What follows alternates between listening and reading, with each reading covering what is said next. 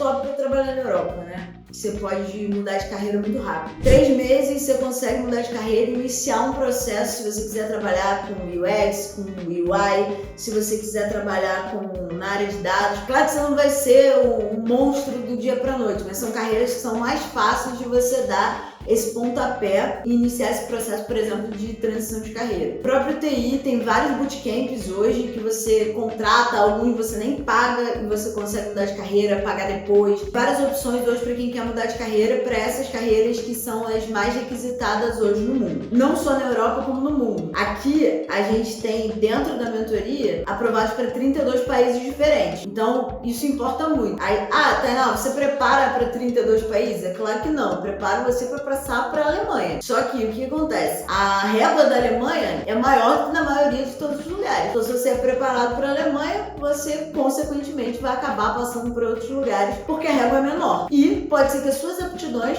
sejam muito específicas para alguma área que funciona, que tem um apelo maior, uma demanda maior em um determinado país. Importante, questão de visto. A maioria das pessoas acha, pelo menos aqui no Brasil, que precisa conseguir um visto, ter um visto, uma cidadania para conseguir ir para a Europa, para conseguir um emprego na Europa. E essa dinâmica ela é invertida. O que você precisa é conseguir uma carta de trabalho, conseguir um emprego para que você consiga a liberação desse visto. Na Alemanha, por exemplo, hoje, em 2 semanas você consegue o visto de trabalho depois de conseguir um emprego. A gente aqui não teve nenhum caso de pessoa que conseguiu um emprego e não conseguiu o visto de trabalho. Isso é muito importante expor, porque não é o que as pessoas acham na maioria das vezes. Visto de reunião familiar é um visto bem importante de saber, porque muita gente acha que você não vai conseguir levar sua família para morar junto com você. Isso não é verdade. Na maioria dos países da Europa, existe um visto de reunião familiar, que é o quê? Você é aprovado para um emprego,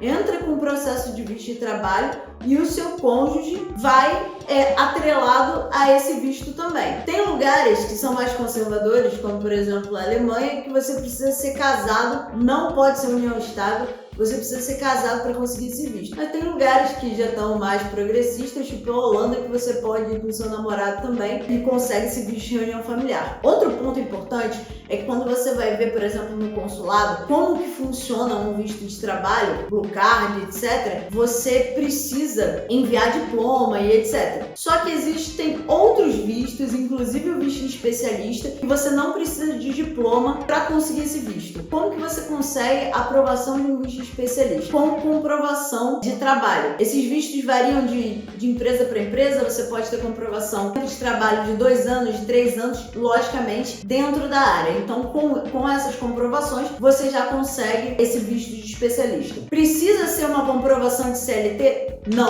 Isso é uma dúvida super comum também. As pessoas acham que para conseguir migrar, para escrever os documentos de candidatura, para colocar no LinkedIn, você precisa ter comprovação daquelas experiências. Em carteira de trabalho, por exemplo. Isso não vai ser pedido. O que você vai ter que fazer, muito provavelmente, inclusive para esse visto de especialista, é uma carta dizendo que você esteve dentro daquela atividade por tempo XYZ, beleza? Que foi exigido aí para a empresa para você conseguir migrar. Outro ponto super importante é o período probatório que você tem na Alemanha, que é muito menor do que qualquer outro lugar. Então, o que acontece? Você é contratado por um salário menor do que aquela média salarial do lugar, por exemplo. E aí, o que acontece? Você fica lá em período probatório por 6 meses. Geralmente, é esse o período probatório. Você fica lá por 6 meses e, na grande maioria dos casos, você é efetivado e, inclusive, consegue receber a mais por isso. Por quê? Porque você já está com visto de trabalho, você já está ali localizado geograficamente, já está autorizado pelo Ministério da Educação, já está autorizado pelo Ministério do Trabalho,